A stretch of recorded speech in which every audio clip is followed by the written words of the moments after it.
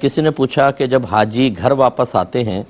تو 40 دن تک ان کی ہر دعا قبول ہوتی ہے اور فرشتے ساتھ ساتھ رہتے ہیں، اگر کوئی حاجی آ کر گالیاں بکے تو کیا تب بھی اس کے ساتھ یہ فضیلت ہوتی ہے؟ دیکھیں، پہلے تو غلط فہمی کا ازالہ کر لیں کہ نبی کریم صلی اللہ علیہ وسلم نے ضرور فرمایا کہ جب کوئی صحیح حج کر کے آئے اور اللہ اس کو قبول فرما لے تو حاجی کی مغفرت ہو جاتی ہے، اور وہ جس کے لیے دعائے مغفرت کرے اللہ تعالیٰ اس کی بھی بخشش فرما دیتا ہے۔ یہ تو ہے، لیکن یہ نہیں ہے کہ 40 دن تک اس کی ہر دعا قبول ہوگی، ایسا میری روایت کو ایسی میری نگاہ سے نہیں گزری۔ دوسرا، فرشتے اس کے ساتھ ہوتے ہیں، یہ روایت بھی میں نے نہیں سنی ہے، ٹھیک ہے نا؟ تو یہ بعض باتیں ہم لوگ غلط مشہور کر دیتے ہیں۔ اور اب اگر کہتے ہیں کہ وہ حاجی صاحب گالیاں بک رہے ہیں تو کیا تب بھی فضیلت رہے گی؟ تو فضیلت تو پہلے نہیں تھی۔ اب مسئلہ یہ ہے کہ حج کرنے کے بعد اگر یہ کوئی سمجھتا ہے کہ اب میں مرفوع القلم ہو چکا ہوں، اب میں بد اخلاقیاں کروں، جیسے بعض معذرت کے ساتھ خواتین ہوتی ہیں کہ وہاں رو بھی رہی ہوں گی، تسبیحیں بھی پڑھ رہی ہوں گی،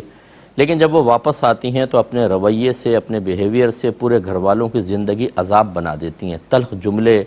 اور ہر طرح کا نامناسب رویہ، لیکن حجن ہیں وہ، اس لیے ان کو کچھ نہ کہیے اور وہ تو مغفرت شدہ ہیں۔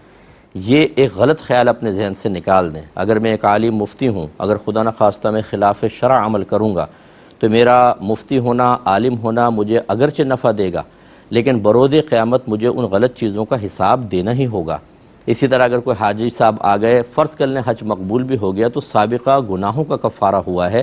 نہ یہ کہ آئندہ کے لیے بھی چھوٹ مل گئی۔ اس لیے کوئی اس طرح حاجی صاحب اگر گالیاں وغیرہ بکے، بلکہ علماء نے یہ فرمایا کہ جس کا حج مقبول ہوتا ہے اس کی ایک کچھ ظاہری علامات یہ ہوتی ہیں کہ جب انسان واپس آئے گا تو وہ اپنے آپ کو ہر قسم کے صغیرہ کبیرہ ظاہری باطنی گناہ سے بچتا پائے گا، علم دین کی طرف رغبت ہوگی، نیکیوں کی طرف رغبت ہوگی، اچھوں کی صحبت میں رہے گا، اور وہ خراب کاموں پر توبہ کرے گا اور آئندہ ان کی طرف نہ آئے گا۔ اب اگر کوئی حج کر کے واپس آئے اور تمام تر شرارتیں کر رہا ہے تو یہ تو میں حکم نہیں لگا رہا ہوں کہ حج مقبول نہیں ہوگا، لیکن جیسے کہ علماء نے ظاہری علامات بیان فرمائیں، اس کے نتیجے میں، اس کے تناظر میں دیکھیں تو ایسا لگتا ہے کہ حج مقبول ہی نہیں ہوا، تبھی تو یہ حرکتیں کر رہے ہیں۔ تو اس لیے ڈرنا چاہیے حاجی صاحب کو، ایسا ہرگز نہیں کرنا چاہیے۔